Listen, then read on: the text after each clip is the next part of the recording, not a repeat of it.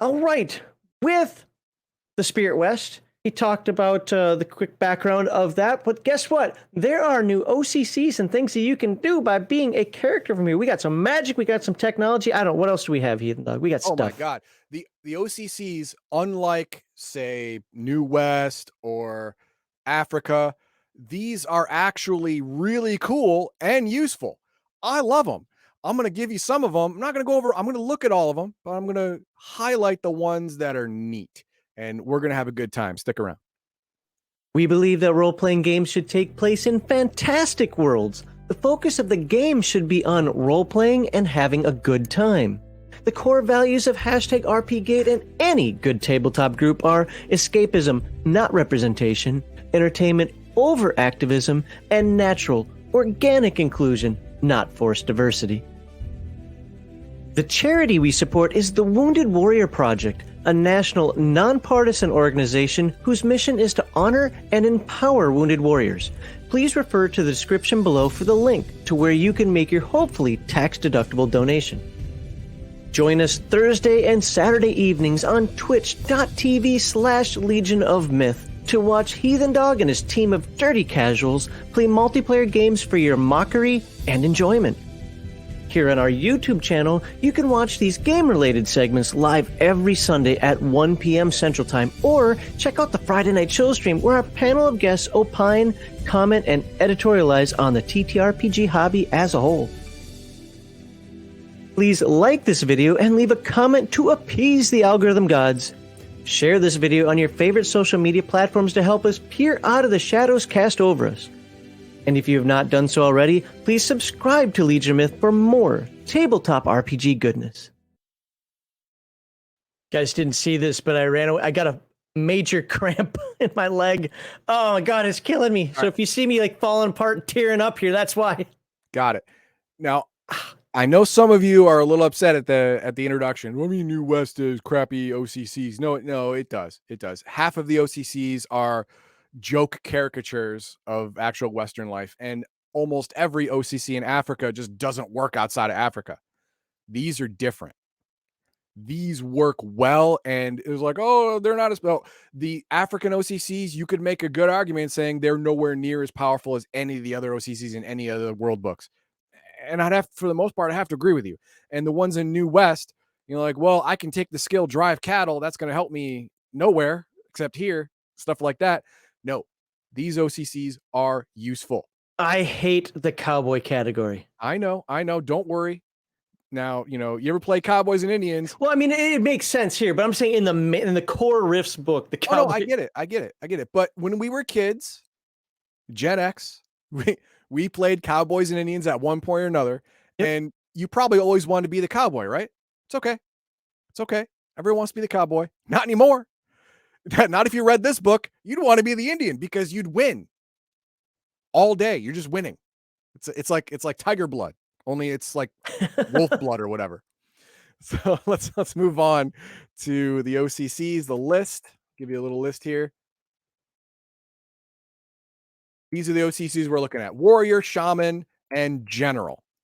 Now, I'm going to go over a couple Warrior, and I'm going to go over General Shaman. But as you can see, there are 7 different types of Shaman. They are all niche, but they are all surprisingly useful. Generally, in a group. It's amazing. I don't know how it was done.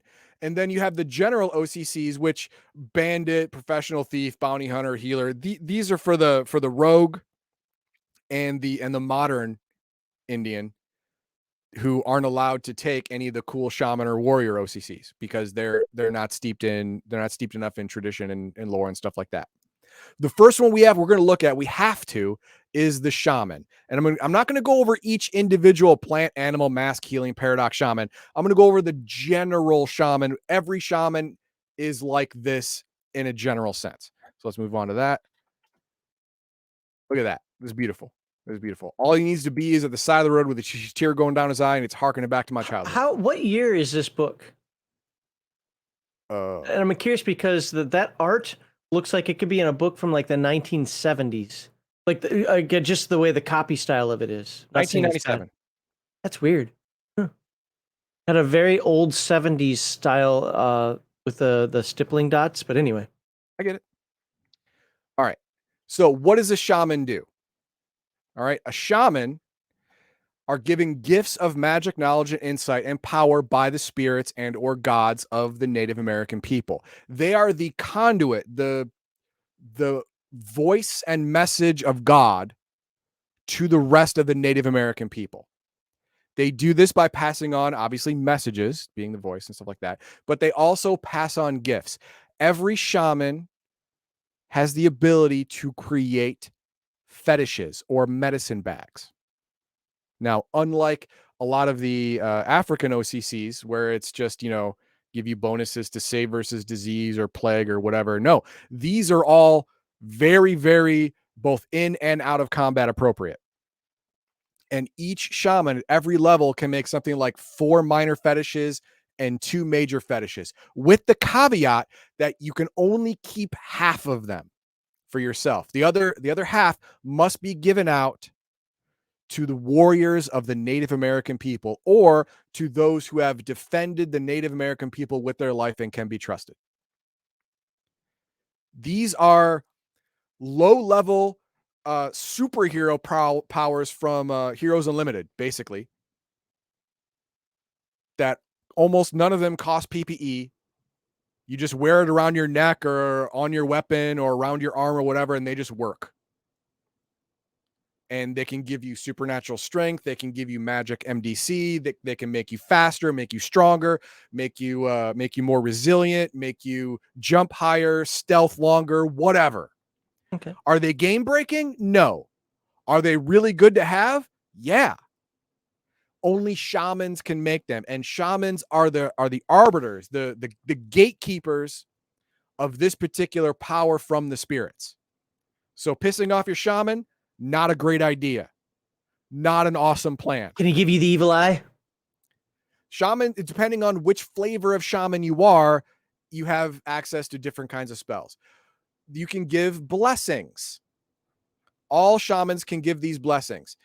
Are taught to speak a secret tongue that only shamans know. So you can talk with each other about things, about important things, spirit things, without anyone else knowing what you're talking about. All shaman's personal equipment is touched by the spirits and will function only for him.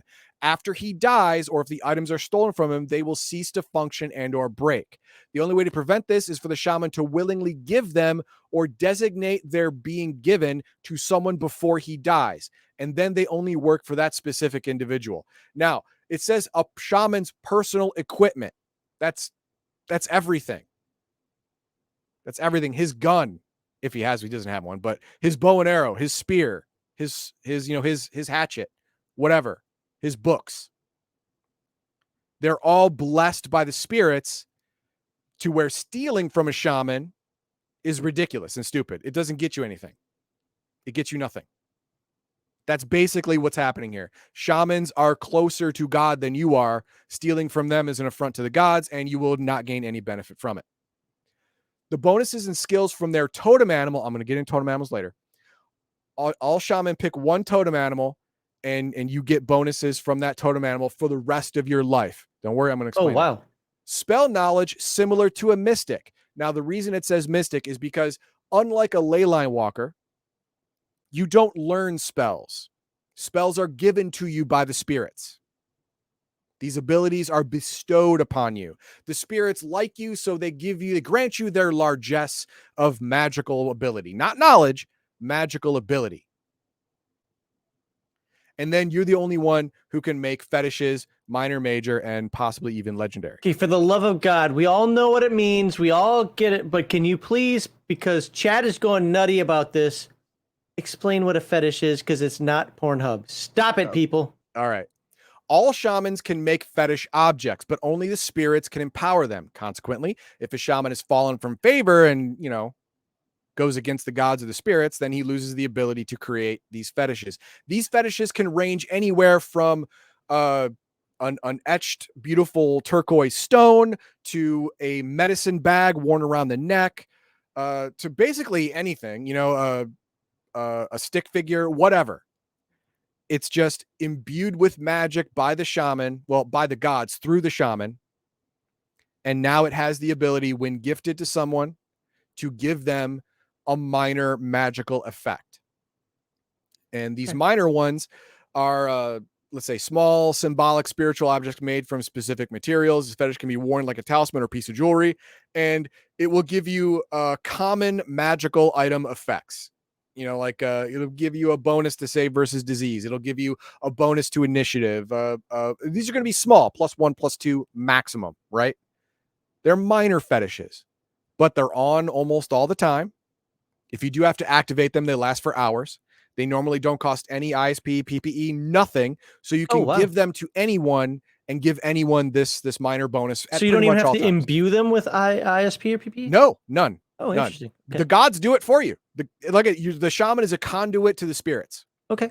The spirits are empowering this. You don't got to do anything. And then you have major and great fetishes. These ones are the same, but give you a greater bonus. If you're saving versus horror factor, instead of a 1 or a 2, you have a 3, 4, or 5. If you have a bonus to strike, instead of a 1 or a 2, it's a 3, 4, or 5. Stuff like that. It's their minor fetish on steroids. Then you have your legendary fetishes. These are the equivalent of major superpowers in Heroes Unlimited. These are broken and they don't happen every day. A legendary fetish is something you'll see maybe once in your life. These things are powerful, but they must be gifted to a person. And if they're stolen, a lot of times they just stop working or self-destruct. So be careful with these legendary fetishes. They're very powerful, but if you don't keep track of them, it could just be gone. I lost my legendary fetish. Can somebody help me find it, please? Oh, then never mind. I saw it exploded over there. Yep. Oh no, it's done. Now, I wanted to get into Shaman and the fetishes first because my next OCC gets fetishes, both minor and major, starting off level 1 right off the bat. And that is Spirit Warrior. Spirit Warrior. This is like, oh, you think, oh, he's just no, he's not just anything, you pleb. No. The Spirit Warrior is no joke. He fights ghosts? No, he fights with spirits, imbuing him with power at all times. Oh. He spends almost no PPE and has magical effects just dripping out of his freaking eyeballs. This guy is a force to be reckoned with. How is this more powerful than the weirdos in Africa? Africa didn't have anything like this. No, this is something an African OCC can only dream Africa of. is just as natural as Native Americans. How did all the power come over here to Native? America's the best. I don't know. America. F yeah. Spirit Warriors are the newest of the Native American OCCs and have only appeared since the return of the ancients about 200 years ago. So this was old school. I'm talking like 1,000 years ago, Native American power, but magic declined to the point where it wasn't useful anymore, so it was forgotten. And only the pure ones, the ancient ones who came back from their protection from the spirit people, have it and have knowledge of it. And since now it works again, yay team, we can use it. They're the great spirits version of the Native American monster hunter and the ultimate defender of the pure ones. Spirit warriors are second only to totem warriors in respect to raw power and are frequently the war chiefs or battle leaders of their clans or even their tribes. We are going to look at a totem warrior then too, right? Oh yeah. Okay, cool. Their incredible powers are said to make them undefeatable in regular combat. You know what? After this, you're going to be like, I get it. I get that. Yeah. What's regular combat? Like one-on-one fighting, house money's on the Spirit Warrior. Okay. Spirit Warrior powers. 3 realms of power. Below are listed 6 categories or realms of power. The Spirit Warrior character receives all the abilities listed under each realm that is chosen. You may choose 3. You're going to go, oh my God, 1 would do. Yes, 1 would do. But they get 3 realms. They choose 3 out of 6 realms. The first realm is Earth. And what does it do? It turns you into a supernatural creature. Your physical strength and your physical endurance are considered supernatural, which means you are a supernatural being with MDC, no SDC, no hit points. Right off the bat, you're like, I'm in, right? That sounds like a good deal, I'm signing up. Oh, How it to gets be better without being a Borg. without being a Borg. Yeah, you're still fully human. You're still fully flesh, but your flesh is better than everybody else's flesh. And then you have powers of the air. You can fly. No PPE cost. You can just fly. I can fly. Danger sense. Functioning exactly like the psionic ability Sixth Sense, but the power, it costs 6 PPE instead of 2 or 3, and it's automatically triggered as well. Sense impurity, smoke, fire, chemicals in the air, blah, blah. Powers of fire. Breathe fire. I want to be a dragon too. Okay. Thermal vision. All right. Fire sense. Pyrokinesis. Water. Okay. Healing touch. I want to be a paladin. Okay. You could be a Native American paladin. Good job. See invisible. 4 PPE. Nothing. Sense things about water. Sense impurities in water. Perfect sense of direction or depth of underwater, and you can breathe underwater. How much does that cost? Nothing. Nothing. You just can. Impervious to pressure of ocean depths. Okay. And you can find water in the desert. Great. Powers of the animal realm. You get claws. But wait, how much PPE does a claw? Nothing. So how do you pick which one of these powers of the you have? Pick 3 realms. Oh, that's right. It's 3. It's 3. Okay, all the powers that's of each of those 3 realms. Like I said, one would do. Yeah. So there's no separation. I can use air, water, and animal whenever I want, however I want. Okay. Yep. Because the spirits don't care about your personal dichotomy. All things fit in the same thing. You get night vision. You get heightened sense of hearing, heightened sense of smell. That gives you bonuses to hit, bonuses for initiative, bonuses to see people sneaking, all that kind of stuff. And you get hunter. +3 initiative, +1 attack +1 attack. Not 2 attack, no. A whole extra action per round.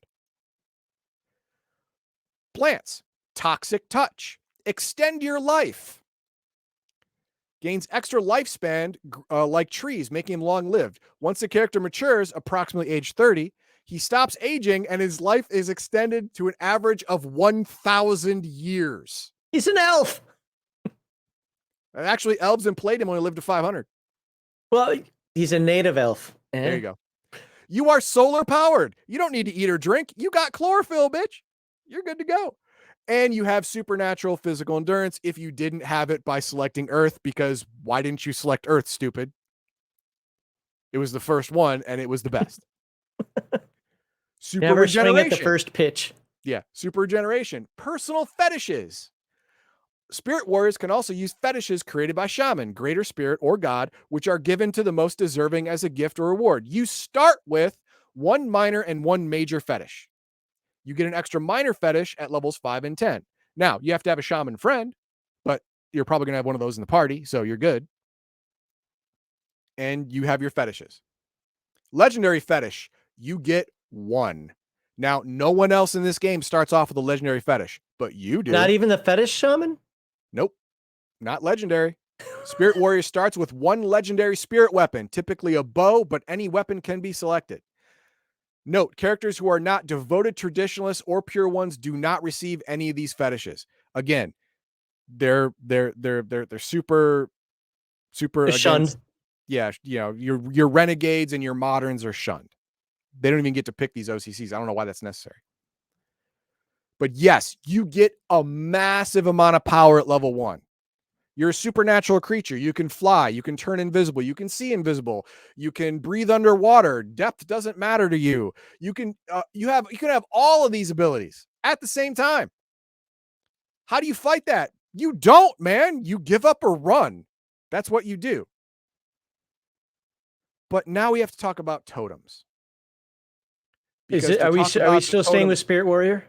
We're moving on from Spirit Warrior. Okay, hold on. Before we do that, we got a super chat, and I want to make sure we do it while Spirit we're in. Warrior's like show enough from the Last Dragon. Actually, no. I think he's Leroy, because Shonuff could just make his fists into supernatural weapons, but the Spirit Warrior his entire body's a supernatural weapon. So I don't know, man. I think he's the real deal. And those of you who haven't seen Barry Gordy's The Last Dragon, you should check it out. It's fun. And thank you for the $2. Thank you very much. All right, we're going to move on to totems because to talk about the totem warrior, we have to talk about what totems are. Now, here's the thing about totems.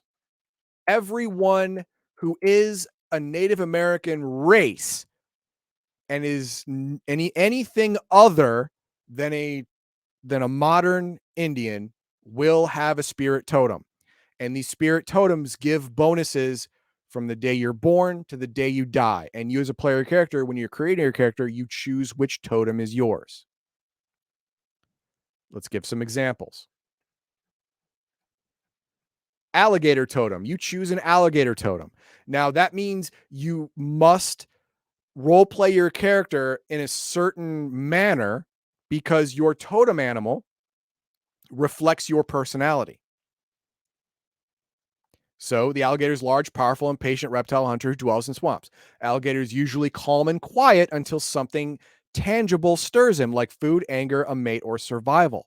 Alligator likes to hide and wait for the opportunity to come to him, but this means he is also very patient, confident, likes to wait in ambush, and strike suddenly, often with the element of surprise. The alligator totem can also include crocodiles, Komodo dragons, and other large reptiles or lizards. So this is the personality of the character you're playing. So be careful on how you pick the totem. If you pick it just for its bonuses, well, then you're going to have to role play something you may not like. Remember that. But here's the bonuses. You get the skill swimming at plus 10% if you don't have the skill swimming. If you do have the skill, you get it at plus 10%. You get the skills detect, ambush, camouflage, and wrestling, all for free. All for free. But if you already have it, you get plus 10% at each of these skills. And you get physical bonuses, plus 20 SDC, plus 1 to PE, plus 1 to ME, and plus 5% versus coma and death forever. Unless you forsake or severely insult your totem animal. Then the spirit animal can yank the powers from you. But that's it. You got to really mess up. You basically got to want it. That's it. Now, powers, that's only for the totem warrior. That's not for everybody. I'm talking about everybody gets skills bonus and skills and these bonuses. Everyone who picks a totem gets this. What That's about crazy. the badger? You get athletics and detect concealment at 5% for free. You get plus 1 to PE, speed, dodge, roll with punch, impact, pull punch. Bat. Land navigation, detect ambush, and intelligence. Intelligence. You get plus 4 to speed, plus 2 to initiative, plus 1 to dodge, and are rarely surprised. Enemies' prowls against you are at minus 20%. If they're trying to prowl against you, their skill level is minus 20%. It goes on. Blue Jay. It goes on. Some of them are really cool. Some of them are just neat, but none of them are bad. Here, this one, you get a bull, you get bodybuilding. Come on. You get bodybuilding. Where's the bear? Bear. You get swimming, carpentry. No, that can't be right. There it is. You get bodybuilding, climb, and wrestling. Oh my God. It's a warrior O.C.C.s dream right there. You get plus 15 to SDC, plus 1 to endurance, plus 1d4 to strength, and plus 2 to save versus horror factor. That's crazy for a warrior OCC. Now, speaking of the warrior OCC, let's look at the totem warrior. Let's take a gander at this fool. There he is. He channels the full power of his spirit animal into the world with some pretty interesting results. Here are his powers. Supernatural abilities. The totem warrior's physical strength and physical endurance, even in human form, both become supernatural at the moment he becomes a level 1 OCC totem warrior. That means you become a full supernatural being. You take your hit points, your SDC, add them together. That's your MDC. And you regenerate 5d6 per day. Is that weak regeneration? Yes. What's a normal regeneration for a human? 1d4. So much better. Heightened senses. You become greatly attuned to the world around you, getting the following bonuses. Plus 2 to initiative, plus 1 to strike, +1 to disarm, +1 to dodge, +1 to roll with impact, as well as having perfect vision and keen senses of smell, taste, and hearing. It says keen and perfect vision because it doesn't give you any bonuses. Otherwise, it would be like the Heroes Unlimited power of, exceptional sense of smell, taste, hearing, and sight. So this is how you play an After the Bomb character, but in Rifts. There you go. And your animal totem. You choose an animal totem. Not only do you get the skills and the bonuses, but you also get the powers. And don't worry, we're going to look back at the totems and read some of the powers too, because they get a little bit batty. Assuming the animal totem form, here's a cool one. You have 2 forms that you can turn into as an animal if you are a totem warrior. You can turn into an average representation of your spirit animal. Let's say your spirit animal is a bat. You can turn into a regular bat.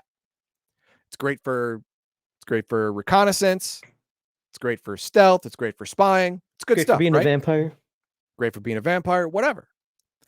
Or you can turn into a giant version of your totem. Even a mouse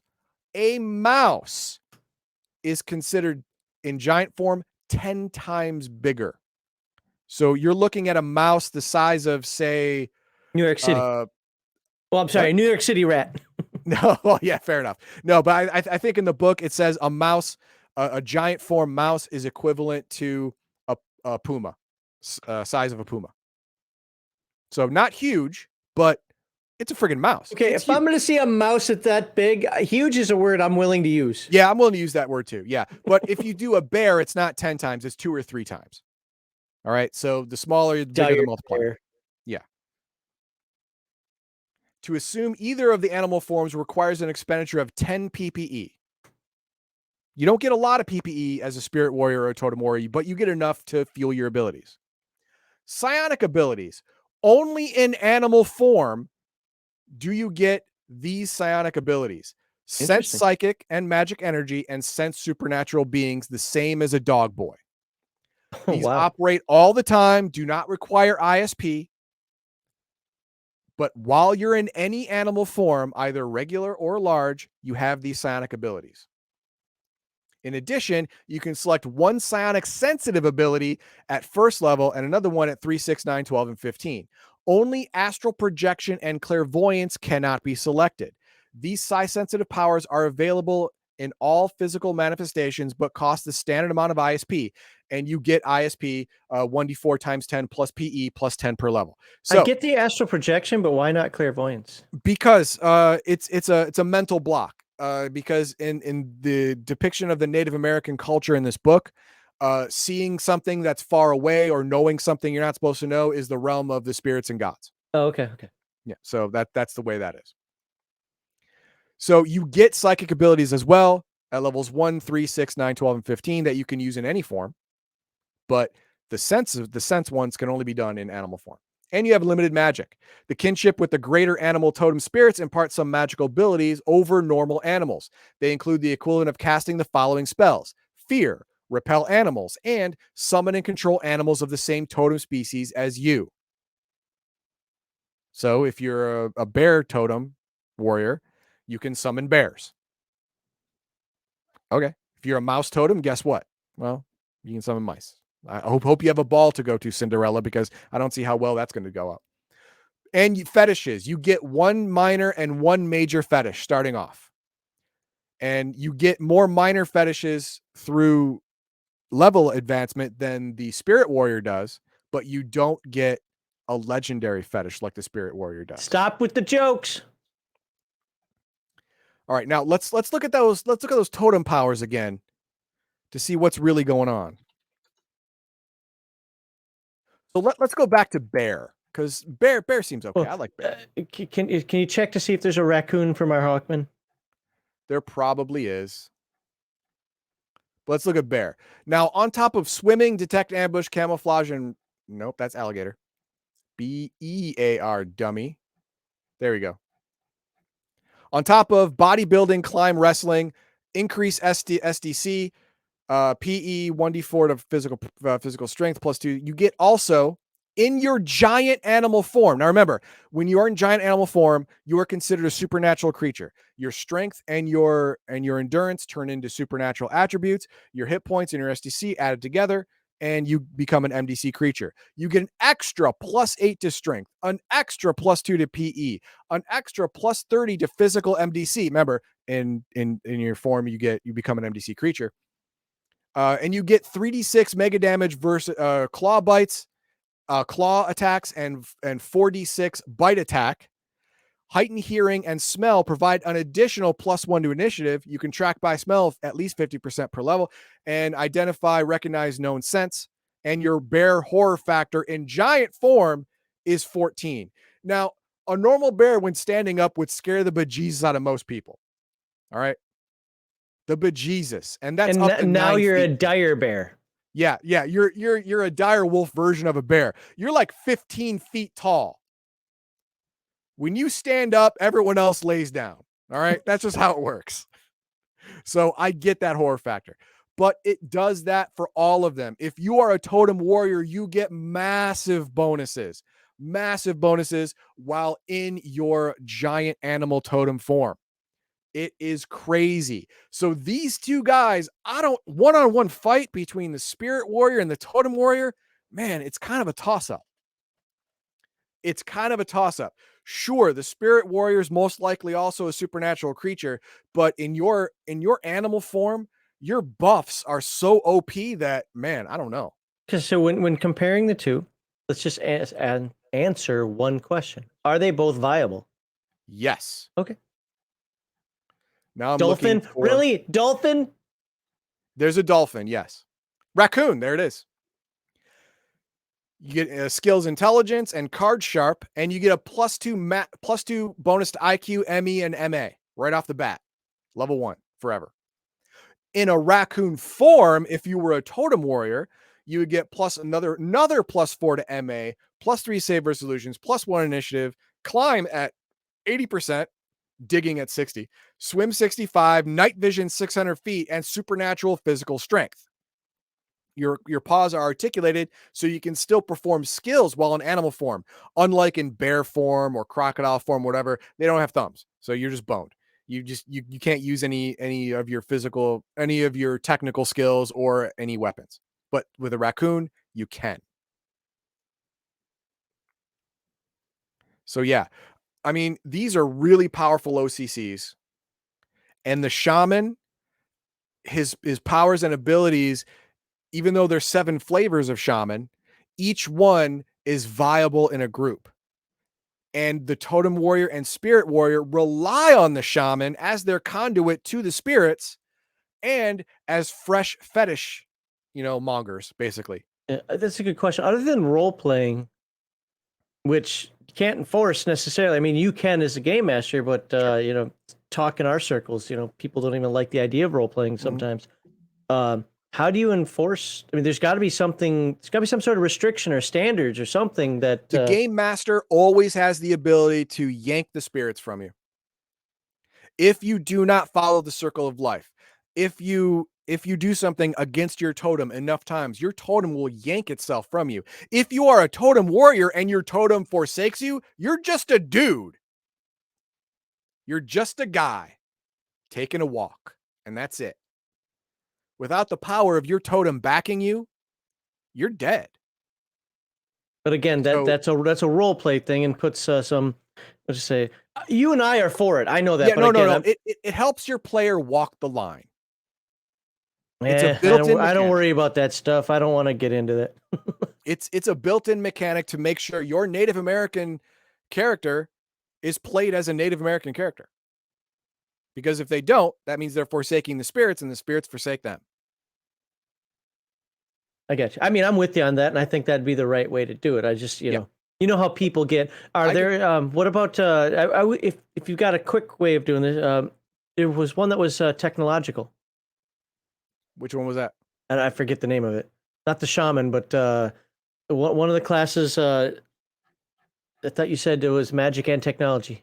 Oh no, Kinda no, no, kinda no, like a no, no. There is no technomancer type thing. It's more of a belief system. You can use magic Oh, and you can use okay. technology. It's not a merging of the two like technomancy. It's just using both, the right tool for the right job, right?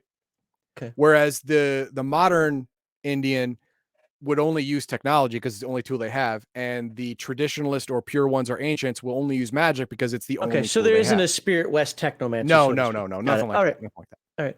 All right, what do we got for chat? Alright. Grizzly Beardo wants a Hit love a Palladium Peel. Palladium Peel teal shirt. Yeah, you gotta get on that. Yeah, how would I make that? I'll have to think about that. That is worth making. Kevin and Sean are sneaking and watching right now. Don't you dare take that from me. Nope. We already covered the super chat. So yes, thank you, Max. Spirit West is how Africa should have been done. I agree. I agree. The African OCCs were very underwhelming. Very underwhelming. These ones are definitely not. Always holding the black man down. This really feels like Heroes Unlimited conversion to Rift's character. I think I like it. It is a little bit. It's not in a way that breaks Rifts, because really, if you bring in a Heroes Unlimited character into Rifts, a lot of times they're just going to be flat out broke. They're just going to be broken. They don't need PPE. They don't need ISP. They don't need that. Their powers just work reliably, work all the time. This gives you some of that, but the more powerful versions still require PPE or ISP to use. Now, at a significant discount, but since you don't have the giant spellcaster battery of PPE, it's still, you have to choose how many times a day you want to do some of this stuff. It's a lot of power, but you have all kinds of responsibilities towards one's nation, Oh, tribe, yes. totem, etc. Oh, yes. As a spirit warrior and a totem warrior, it is your job to frontline battle any forces against your clan, tribe, nation, whatever. Oh, You you will be didn't called, like that in Mutant Year Zero, but now that it's in Rifts, it's okay. Oh, I see. you will be called to defend your people, and you cannot say no. Because they're your people. Why wouldn't you defend them? I mean, that's just dumb. If you do say no, then the game master will be like, whoa, are you sure? The spirits may not like that. And you don't want your game master to say the spirits are not friends with you anymore. You don't need that kind of that kind of awfulness in your life. You don't need it. All right, we already hit Marhawkman, so I think with Spirit. Took that. Yeah, there are a lot of comments about this being similar to Shadowrun. I said it earlier in the day today. It's very much reminiscent of Shadowrun because the Native American nation as a whole in Rifts has magical power comparable to the white man's magic. It's just as strong, just as viable, works in just as many places. Whereas in Africa, it only really worked in Africa. So what was the point? You can't take a medicine man out of Africa and expect him to be viable anywhere else. Oh, yes, you can. No, you can't. Shut up. But a shaman, a spirit warrior, or a totem warrior will work anywhere. The way it sounds, you don't need much ISP or PP. Everything just works for the most part. For all of the mid and low level powers, they just work. But for the higher level powers like animal transformation and some of the other powers, it does take ISP or PPE to initiate, but it lasts for minutes or hours. So you don't need to do it a lot. But, you still have to be wary at the end of the day. Like, how much PP do I have left? How much ISP do I have left? Can I afford to do this now? There's still some choices to be made at the end of the day, but for the most part, you are almost game breaking. Yeah. If I was there a Jaguar people OCC in the Yucatan in the Vampire world. Yes, there was. Sounds very familiar to that. The Jaguar people are lycanthropes. So, they're people turn into jaguars. Obviously, jaguars turn to people. But no, it I guess it's similar in flavor or feel, but not anywhere near in mechanics. All right, that's the last one that I had. A couple quick ones that just popped up, but like Fear Warrior, Totem Warrior, Undead Slayer, and a Maxi Man. I don't know what that is. Who wins? Get into Okay. a bar fight. Who wins? All right. An Undead Slayer is a MDC Atlantean anti-vampire zealot, and a Maxi Man if I remember correctly, is a cybernetic and magical infusion, kind of like a technomancer Borg. Tattoo man. Okay. A technomancer Borg, basically. Max He Mander. says Oh, tattoo man with all the tattoos. Oh, okay. Sorry. Okay, I'm thinking of something else. I'm sorry. Thank you very much, Grizzly. Yes, a tattoo man with all the tattoos. Every tattoo above a certain number, I think it's 6, makes you a mega damage creature with more and more mega damage, depending on how many tattoos you get. I'm gonna go with yeah, 4 on 4.